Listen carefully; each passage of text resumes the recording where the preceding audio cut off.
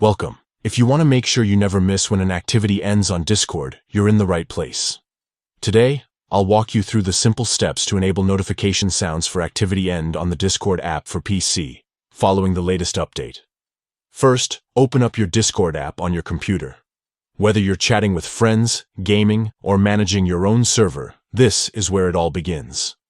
Once Discord is open, look to the bottom left corner of your screen. Here, you'll see a small gear icon next to your username and avatar. Go ahead and click on that gear icon.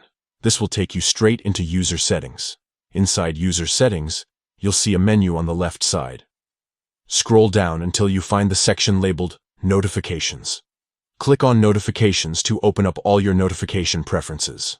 Now, in the Notifications menu, scroll down until you see the Sounds section. This is where you can customize exactly which events in Discord will play a sound, keeping you updated in real time. Look for the option labeled Activity End. This is a new addition in the latest Discord update, designed to notify you with a sound whenever an activity, like a stream or screen share, ends in your server or chat. To enable this, simply find the toggle switch next to Activity End and click it so it turns on.